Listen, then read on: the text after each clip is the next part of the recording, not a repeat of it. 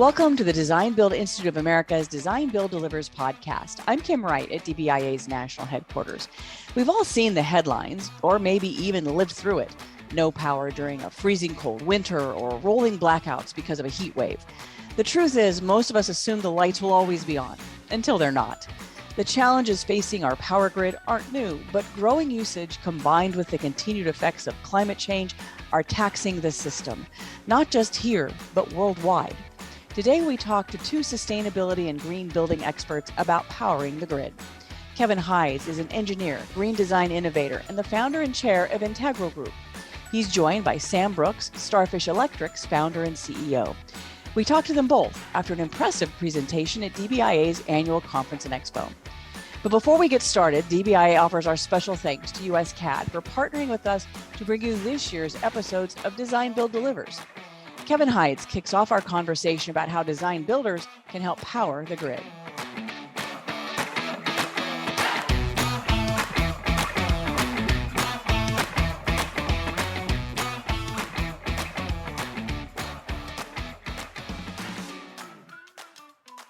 So we're going to talk to Kevin and Sam about powering the grid, which is a huge topic. I'm sure we could talk about it for an hour. We're going to condense that into a shorter version. So let's start at the very beginning. We're seeing incredible challenges coming down the pike. Tell me a little bit what that looks like. What is it that's happening? President Biden's making huge new commitments to how we're going to decarbonize fast enough to change the temperature rise that we've been experiencing in the last 100 years. And one of the big elements of how can we change that rise is getting off fossil fuels. And as it relates to buildings, which design builders here at this conference this week are talking about, we design and build buildings and operate buildings. And they're switching rapidly from fossil fuel, from gas, from oil, from dirty electricity to everything's going to be powered by the grid, and the grid's going to be clean, powered by renewables. Yeah, it's a task that is hard to. You can't overstate how big the challenge is ahead of us. We already have a grid that struggles to provide enough power as is. Pacific Northwest, millions of people without power. Texas, many millions without power last winter. New Orleans. So the grid's already struggling, and electrifying our buildings and transit alone is about a 2x proposition. So it on its face is just a big deal, and we have the technologies. They're mature to get us from here to there, but there's a lot of work, a lot of collaboration, a lot of integration that needs to happen to make that reality come to fruition. And as Kev says, there's a right answer here. We have to do it. This isn't really an option, and I think the question really is how quickly, and that's the real challenge. Is we're already too late. We need to get going. And building that momentum isn't easy. Big things are scary. Big things tend to, just by the definition of being that large, make people step back and just walk away. Yeah, we've got to engage the entire industry, from the capital. We've got to have the money to do this. So we're seeing big bills going through the government right now to get the money to drive some of the change. But it's got to come from private sector. It's got to come from green finance. So the money's got to be made available, and it is getting made available at a scale we've never seen before. Then the challenge to the industry becomes, well, how can we do all that? And do we have enough people? Do we have enough, engineers? Do we have enough contractors? Do we have enough, quite frankly, this is going to come down to electrical engineers and electrical contractors as well as all the other builders. It's a big task, and we've got to mobilize fast. So we're hoping that, through our session, we can sort of light a fuse, that would, ripple around the industry, and not just to be that was an interesting session those two guys gave at the conference this year. they go back to their offices, to where their cities, their towns, wherever they're from, and they start to dig into what's it going to take to electrify my town, my state, and then all the other things that relate to that. So you're thinking that that one of the keys to making this happen is don't worry about top down, get down to the folks who are actually going to do the work and let them help generate what needs to happen. Yeah, Kim, I mean, it's up. We always talk about supply demand. There is no lack of demand. The demand is there. Every private sector client we know wants this. Every public sector client we know wants this. Every human being on the planet wants this. So the demand's there. We've got to build supply. We've got to take our industry and we've got to, Sam said, this is a 2x in terms of generation. But it's got to be done in such a short period of time. We're going to be building 3, 4, 5x capacity in these key elements of the supply chain, from the manufacturing, through the design, through the construction, and then the long-term operation. So it's a huge increase in capacity that we're going to need. Yeah, I mean, you try to think of an analogy. There's one that just comes to mind, which is we mobilize like this for wars. I mean, it really is a war-like footing. There's really no other way to describe what's necessary.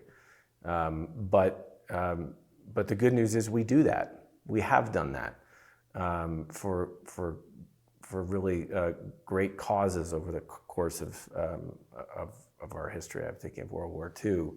There was a time when we mobilized in every sector across the land to do something that was critically important and that needed to be done urgently. And this is the same magnitude of importance, but the same magnitude of effort.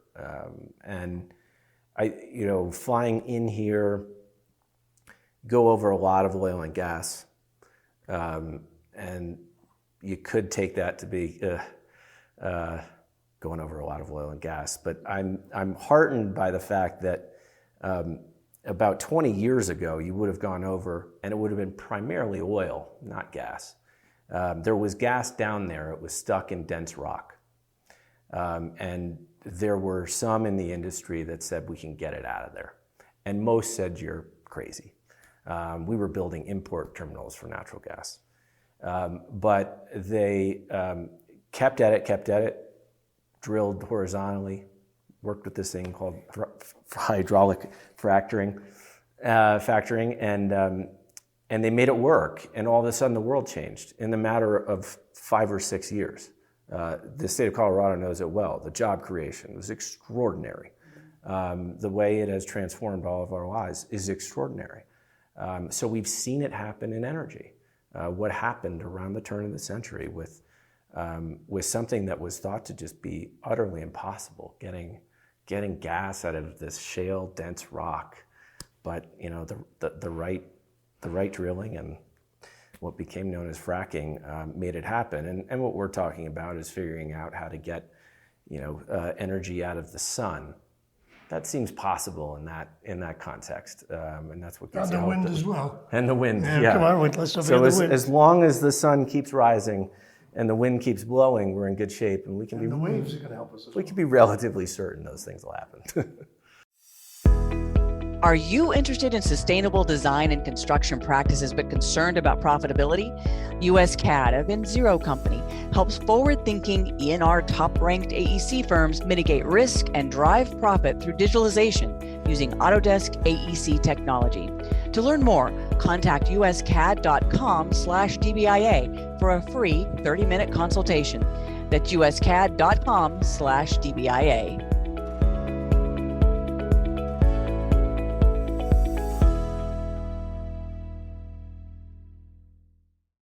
What turns that momentum? We talked about the fires that we're seeing. We're talking about the lack of energy and the collapses in various places all over the country where they're losing power. We take power totally for granted. We just think it's always going to be there, just like water, right? It's just going to be there.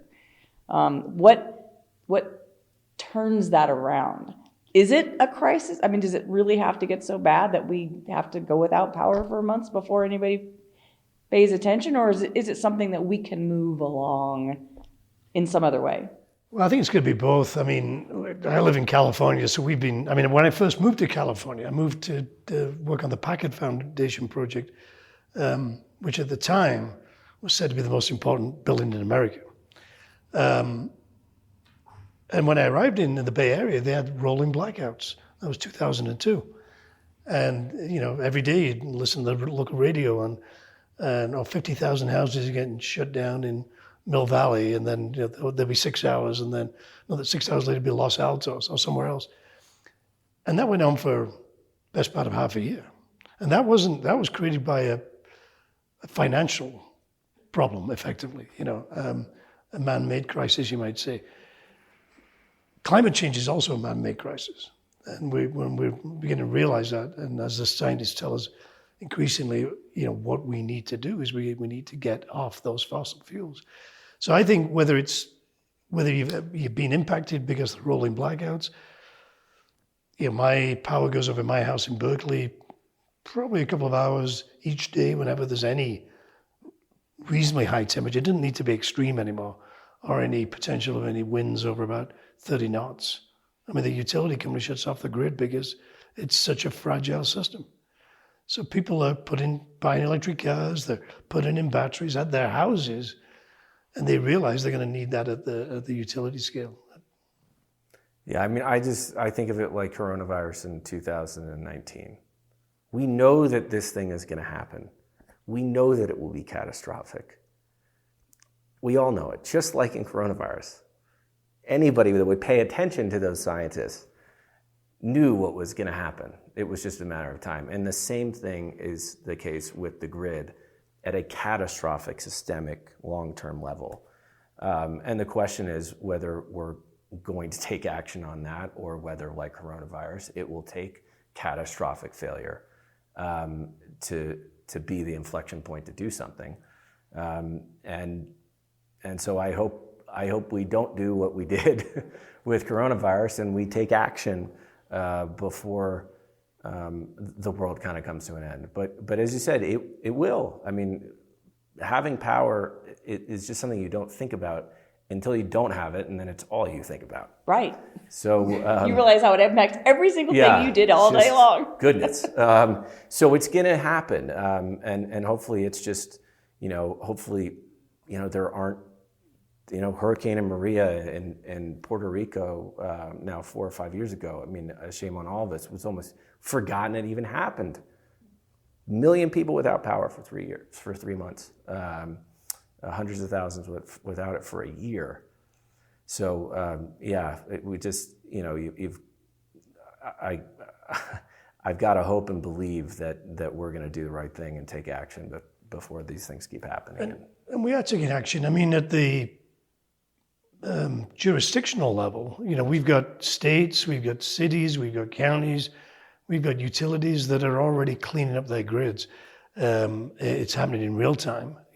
Year after year, the major utility grids are getting cleaned up faster than we've ever seen before. And then separately, just like when electricity first arrived, local communities would have the local power company. So we're seeing a lot of independent power providers using renewable systems, using solar, wind, and storage, which is something that Sam really likes to emphasize. The sun's always going to shine, and the wind's always going to blow, and the waves will always crash, but maybe not all at the right time. So we got to be storing the energy as well. And it's not really just being crass. It's just honest. There is a need for this, which means there is a financial reason to do this too. If you are running a utility, you want to run something that's going to be sustainable and resilient. Yep, and our clients aren't waiting any longer. They're not waiting for federal government or the state government or the utility, and that's what I do all day, every day is design microgrids, and what that is making this happen for a building or a collection of buildings. And things get really, really clear really quickly there. You want an island when the grid goes down. If you're not able to generate enough power from your renewables or store it correctly, then the lights go out. So it focuses one's attention pretty crisply in the microgrid.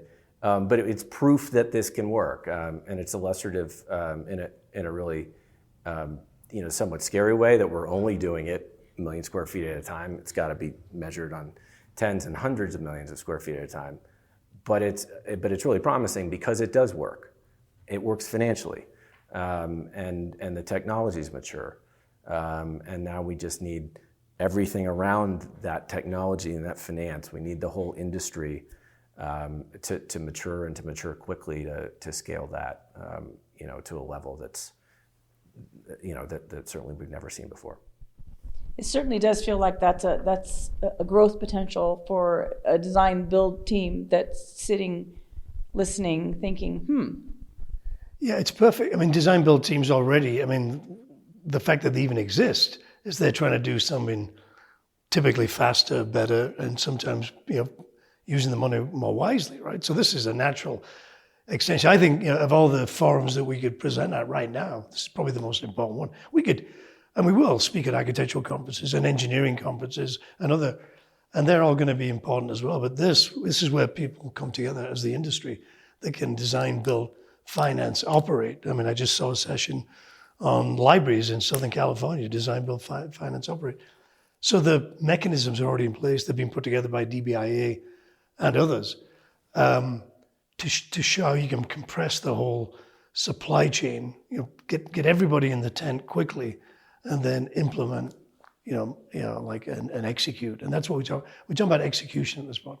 The theory, as Sam says, we got the theory. We've got examples of how this has been done. It's not that many years ago we were questioning Elon Musk and whether his Tesla would ever take off, and now I think he's the richest person on the planet, and every other car company in the world are doing everything they can to catch up and overtake him. The new Ford 150E is not just going to be an electric vehicle, it's going to be able to power your house. The electrons can go in both directions. That will change things as well. When your vehicle can be your backup storage system. It's huge.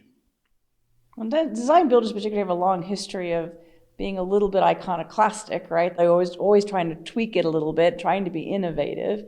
This hits me as a place that's just ripe for, let's just take this and innovate it to the next place and deliver it. That's right. Yeah, and I think one of the unique things here is that the finance is already underneath all of this, because what we're talking about is not new money.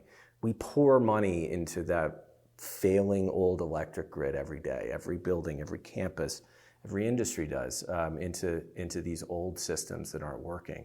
All we're talking about is recalibrating dollars that are already going to be spent and putting them towards something that's cleaner, that's more robust, and that offers better value, to our clients. This isn't rocket science. We're just using dollars that already exist, and people are presumably going to continue to pay their power bills. As long as they do, we're just saying, instead of putting it to that, kind of antiquated system, put it to a new one.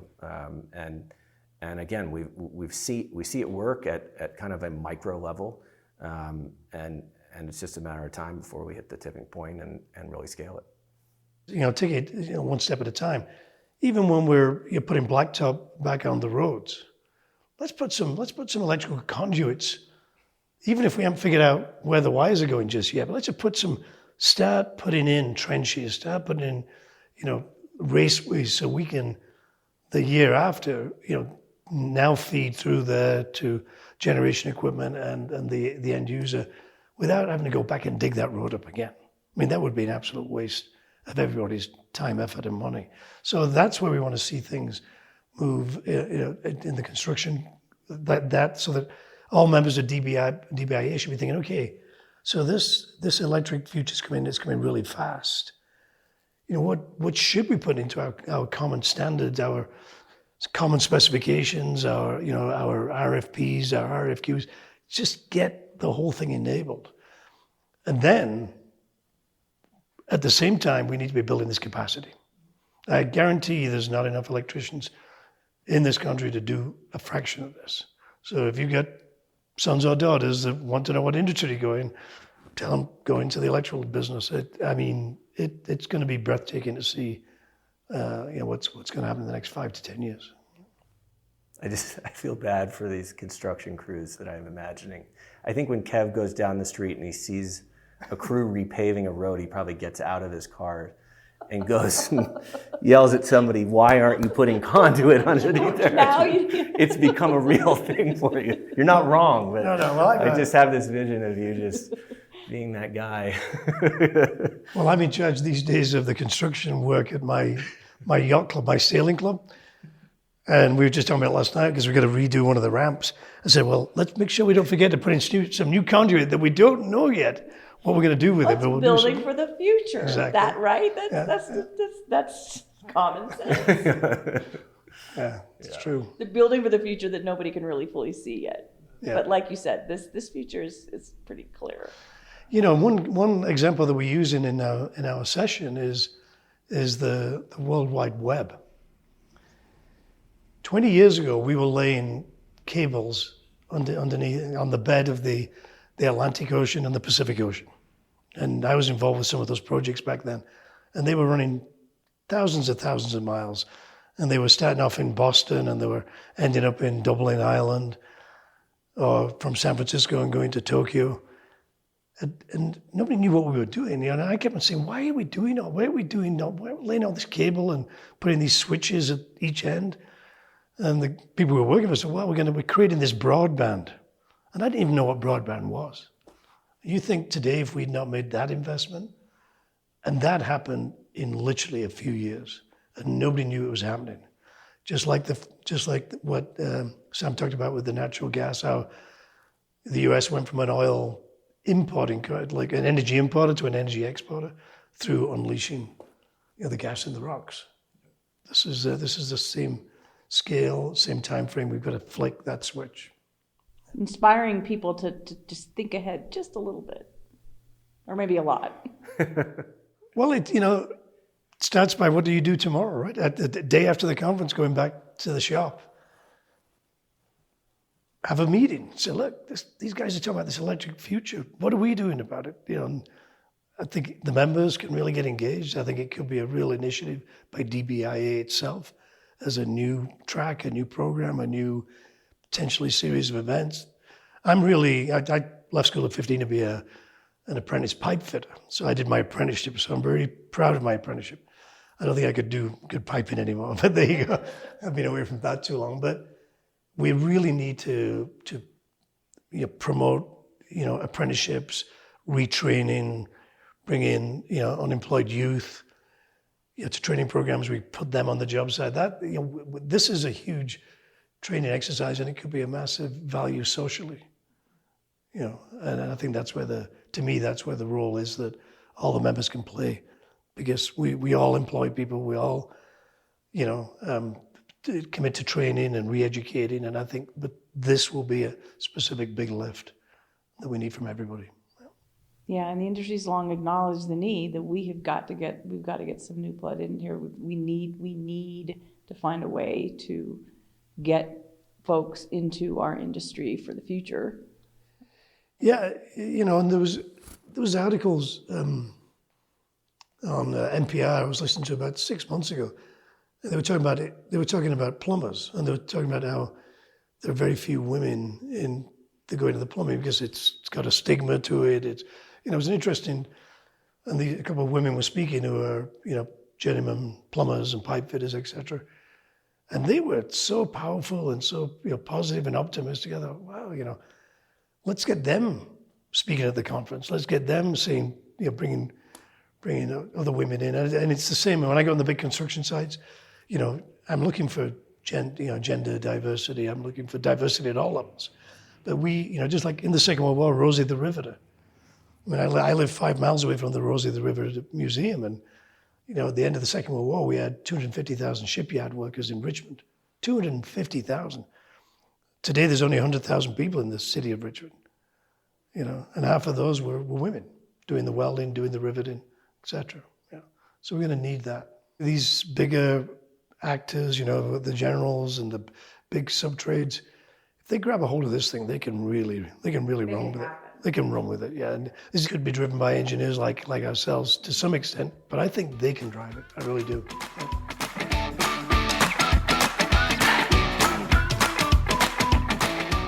Thanks again to Kevin and Sam for joining us. Did you know you can access DBIA's conference recordings even after the event? You can watch Kevin and Sam's full presentation on powering the grid by purchasing that session and many more through DBIA's Learning Center at education.dbia.org. Just search for conference recordings. Speaking of conferences, we hope you'll join us for this year's Design Build Conference and Expo, November 2nd through 4th in Las Vegas. Go to dbia.org/conferences for details. And again, thank you to US CAD for their support of Design Build Delivers. Find out more at uscad.com/DBIA.